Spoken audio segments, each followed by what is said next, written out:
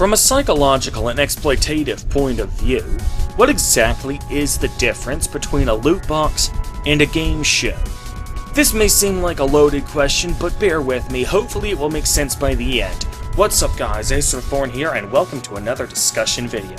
I do these discussion videos on a regular basis, so if you'd like to see more of them, hit that subscribe button to stay notified. One of the most common criticisms of loot boxes is that they are essentially gambling, but without the ability to ever cash in your winnings. While game publishers have used this technicality to avoid existing gambling regulations, many gamers see that technicality as a mere cop-out. As Jim Sterling once put it, loot boxes are like gambling, but shit. You can spend real money on it, but you won't ever get a real payout. But if we really stop to think about it, isn't that basically how game shows work? Except in the studio's disfavor rather than the contestants? Now before I continue, I want everyone to understand that this video is not meant to be an attack on game shows, or an argument that they deserve to be included among the loot box reform movement that's currently gaining traction in American and British politics. In fact, this video is meant to be the complete opposite. I love game shows. I want there to be a tangible difference that we can use to justify game shows not being classified as gambling and therefore not subject to the same regulations as loot boxes are about to become subject to. But as I bend my brain trying to find such a difference, I realized that finding such a difference is a lot easier said than done. Before we continue, I must caution everyone against just throwing the most superficial of differences out there and arguing that this justifies game shows being excluded from pseudo-gambling criticism. Because we have to remember that game publishers have been offering similar superficial differences to justify their own loot boxes, like how you always get something when you buy a loot box, or how the goods cannot be redeemed for real-world currency, etc., etc. If we simply stick our fingers in our ears and go, la la la la, game shows aren't gambling, then we have just become no better than the game publishers who stick their fingers in their ears and say, la la la la, loot boxes aren't gambling. So it is important that we carefully consider the differences and make sure they really are differences and not just double standards. Now, with that said, let's break the situation down. There are plenty of game shows, past and present, that have elements of chance as an integral part of their gameplay. Some game shows, such as Press Your Luck, are more heavy on the chance elements than others, and some game shows will heavily blur the lines between game shows and actual casinos, kind of like the 1970s US game show The Joker's Wild, which, in addition to being named after a poker mechanic, had a single-player bonus game that was literally just a slot machine. However, the main thing that prevents most game shows from being classified as gambling and subject to the corresponding regulation is the contestant never puts any of his own real-life money on the line in the game. You never pay to get on the show. Different game show studios had different criteria to be eligible to be a contestant, but actually buying chips to wager with is never one of those criteria. You either are handed money at the start of play, like the money cards in Card Sharks, or you engage in some predecessor game of skill and/or luck to earn opportunities to play the game of chance, such as the question round in Press Your Luck or the prize guessing section of Price is Right's Plinko. If you ever run out of either betting money or opportunities to play, then it's game over for you. You cannot simply buy your way back into the game like you can with poker. No contestant is ever in debt after a game show, unless you count the travel expenses needed to appear on the show in the first place, which the game show itself has no responsibility for, and that much is 100% fair. Even for game shows where a contestant's winnings can theoretically enter negative numbers, like Jeopardy, those negative winnings will never manifest themselves as debts the contestant must pay at the studio after the show is over. If a contestant ends the game with negative winnings, they simply win nothing. Contestants never leave the show at a net loss, excluding travel costs. They only ever profit or break even. Now, some of you right now are thinking, That right there is the difference between game shows and loot boxes. The fact that contestants never spend real money. Except, if you really stop to think about it, that's not really that big of a difference. That basically just means that loot boxes are game shows where the roles are reversed. The contestant never spends his own money during a game show, but you know who does spend money? The studio. The studio is themselves participating in a loot box, a pseudo-gambling system where they'll pay real money to the contestants, but as Jim Sterling puts it, but you won't ever get a real payout. So as far as being classified as gambling and therefore being subject to the corresponding legal regulations, the only real difference I can see between game shows and loot boxes are that the roles are reversed. With one, the company can only ever break even or profit but can never lose, and the individual can only ever break even or lose but can never win. With the other, the individual can only ever break even or win but can never lose, and the company can only ever break even or lose but can never win. So the question is that enough of a difference that loot boxes should be subject to gambling regulation, but game shows shouldn't? You may argue that game shows are different because, it was the studio's idea to have the game show in the first place. Yeah, that's it! Except that alone doesn't make much difference in the eyes of the law. According to the law of most common law jurisdictions, and for the record, the United States is indeed a common law jurisdiction, as is the UK, both parties must assent to the terms, a legal concept known as a meeting of the minds, in order for any commercial transaction to be legally recognized. The contestant on a game show is agreeing to the game show's terms just as much as the studio is. The gambler is agreeing to the gambling terms and conditions just as much as the casino is, and at least on paper, although it is debatable how often this occurs in practice, the gamer is agreeing to the loot box's terms just as much as the game publisher is. Put simply, whose idea it was to begin with is hardly relevant as a matter of law. So after that argument fails, your next argument is probably going to be, you can't get on game shows multiple times, whereas you can buy hundreds of loot boxes. Now, this is true. However, let me ask you, if casinos and loot boxes were to implement a similar restriction, would that alone cause casinos and loot boxes to no longer be classified as gambling? If a casino were to suddenly start behaving like a bar and refuse to continue to deal with you once they've decided you've had enough, surely that would get them some nice PR in some social circles, but would it be enough to get them a full-blown exemption from gambling regulation? Of course it wouldn't, that was obviously a rhetorical question, but here's a question that isn't rhetorical. If that doesn't get casinos or loot boxes a free pass from gambling regulations, why does it get game shows the exact same free pass? See, I warned you about this at the beginning of the video. I told you that finding a tangible difference between game shows and loot boxes is a lot harder than you thought it would be at the outset of this discussion. When I was asking on Reddit for some differences, one guy actually offered the difference that you can't lose your entire financial foundation on a game show, and you actually get something tangible in return for your time spent on a game show.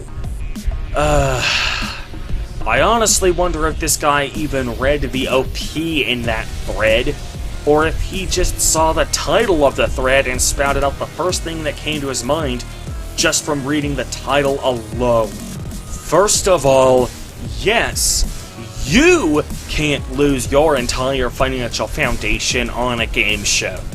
I already conceded to that. However, as I pointed out, the studio can indeed lose money paying winnings to contestants.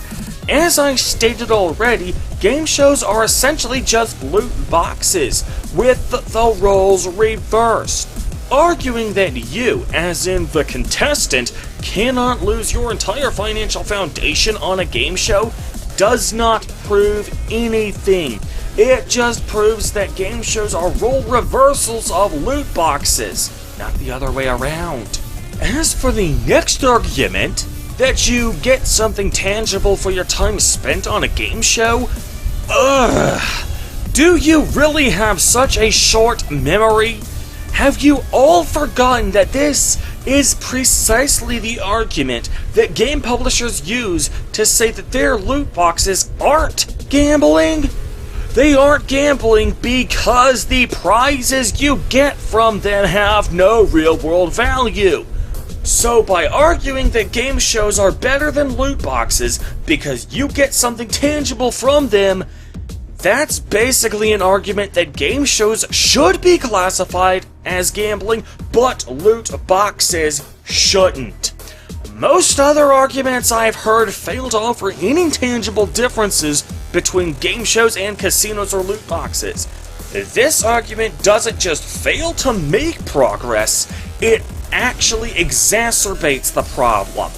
So then somebody else who thought he was a lot smarter than he actually was said, game shows are generally profitable for a studio to produce or else they would get canceled pretty quickly.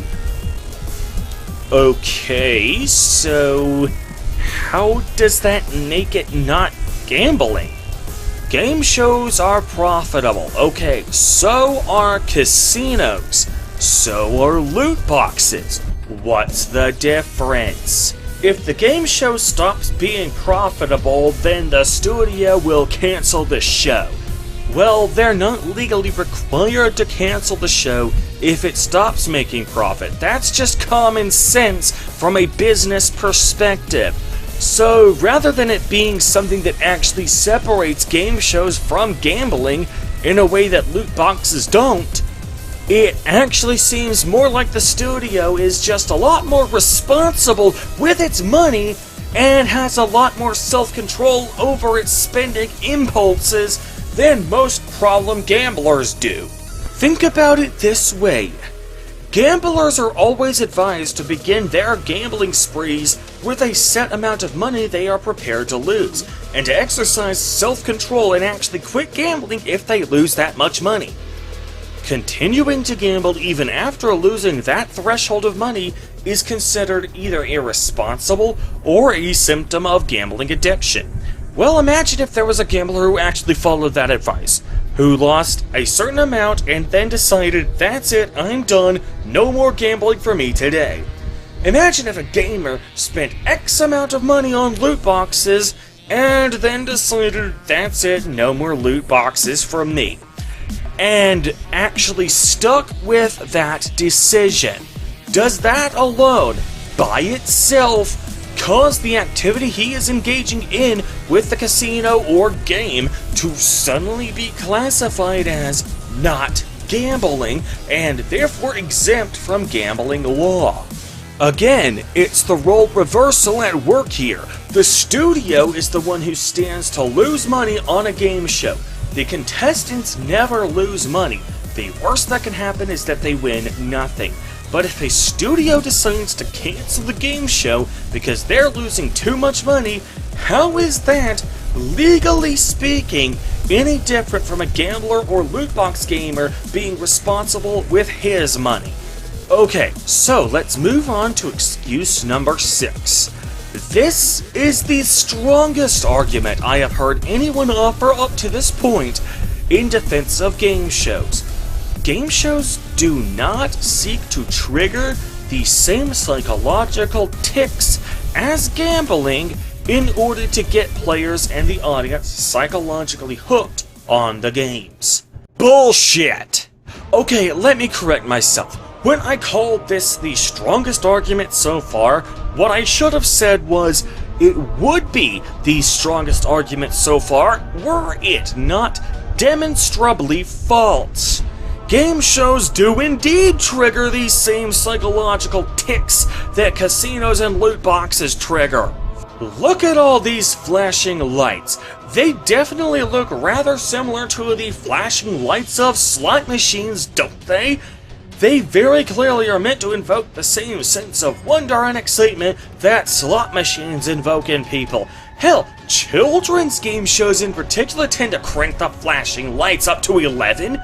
So if loot boxes get a lot of, rightly deserved, flack for targeting children with their gambling mechanics, surely game shows should get just as much flack, if not more, for psychologically exploiting children with the exact same tactic. Let's also not forget that game shows often put enormous pressure on contestants to risk their existing winnings in pursuit of more winnings. Live audiences will often boo contestants who refuse to up the ante and go for the double or nothing stakes, and cheer for people who agree to put it all on the line. I got Texas guts, y'all! If that's not the sort of psychological pressure that is employed by casinos and loot boxes alike, I don't know what is. You see the goblin going with his clocks, tick-tock. I'll take it away from you, I'll take it away from you. They are scarce, they go away.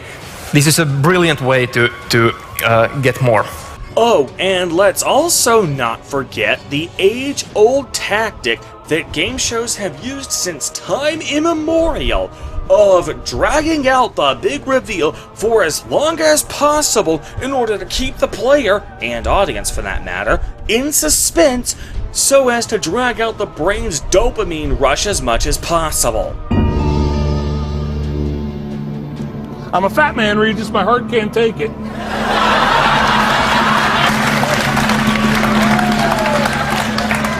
I'm just trying to help you sweat off a few pounds. This is the oldest trick in the book when it comes to getting people hooked on gambling and loot boxes. So how the fuck do game shows not exploit these same psychological weaknesses as loot boxes in casinos?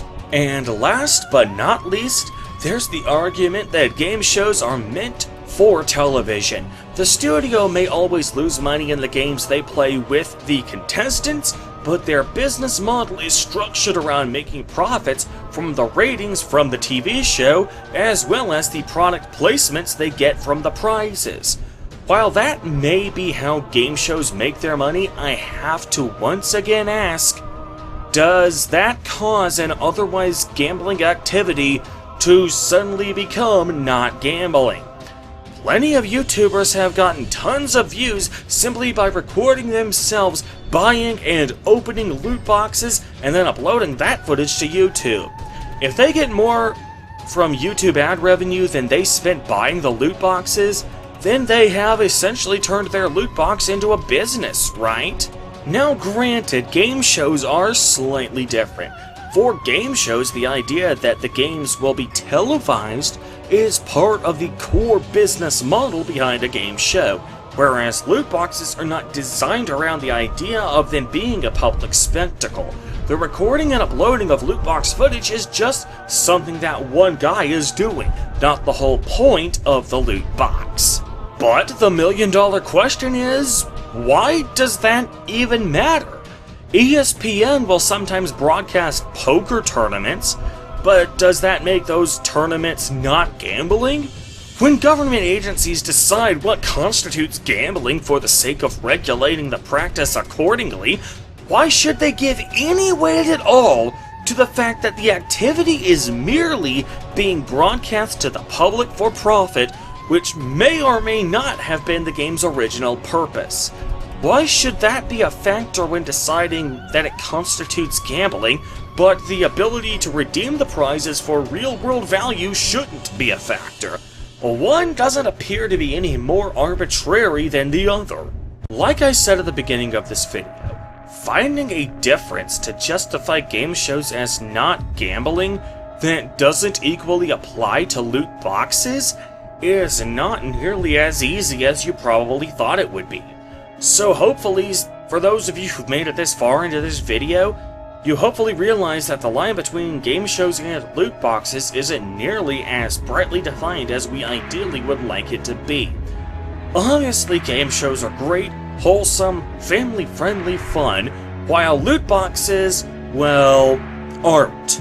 The problem is, how do we vocalize this sentiment with a difference that objectively makes game shows more justifiable than loot boxes, so that loot boxes will get regulated by government agencies while game shows do not? Now, some of you might be thinking right now about some extenuating circumstances that game shows supposedly have. However, please do not post a comment listing these extenuating circumstances until you have conducted 3 different tests on them. Every excuse I have discussed in this video so far has failed to pass at least one of these tests. Test number 1. The extenuating circumstances must be one that actually apply to game shows, but don't apply to casinos or loot boxes. So for example, the argument that game shows would be cancelled if they weren't profitable doesn't count, because it clearly applies just as much to loot boxes and casinos. Likewise, the clearly unfounded argument that game shows do not trigger the same psychological tics that gambling and loot boxes trigger also fails this test, since game shows are clearly guilty of the same thing. Test number 2. The extenuating circumstance cannot be one that is explained away by the role reversal that game shows experience compared to loot boxes. So the aforementioned arguments that you, as in the contestant, always get something tangible from being on a game show, as well as the fact that you, the contestant, cannot lose, quote, your entire financial foundation, both fail this test. Because while the contestant cannot lose any of that, the studio still can. It's only a role reversal. And finally, test number 3. Perhaps the most important test of them all. If casinos and loot boxes started implementing these extenuating circumstances, they should become exempt from gambling law. This is the most difficult test to pass. As I hopefully have demonstrated over the course of this video, game shows do indeed have a wide variety of differences between them and casinos, such as placing a limit on how many times a contestant can play, as well as supplementing the studio's losses via television deals. The problem, however, is that none of these would actually save loot boxes from gambling regulation if they were implemented. So if they won't save loot boxes from being classified as gambling, why should they save game shows from being classified as gambling? So, if any of you can think of an extenuating circumstance that actually passes all 3 of these tests, please post a comment, because I would genuinely like to know about it. Just to reiterate in case you forgot while watching this video, I love game shows. I don't want them to go away. Rather than this being an attack on game shows, this video is instead meant to be a call to action, asking anyone out there to come forth with a genuine excuse that game shows have for why they should not be classified as gambling while loot boxes should be. If we cannot find an objective reason beyond just our purely subjective and emotional preference for game shows over loot boxes, for why they should be treated differently, then we are no better than the game publishers and their representatives who constantly make what we consider to be flimsy arguments for why their loot boxes shouldn't be classified as gambling. If the only argument for game shows and against loot boxes is we enjoy the former but don't like the latter, then that's just as arbitrary of us as the loot box justification arguments are for them. And with that, I bid you all adieu. Ace Thorin out. Peace!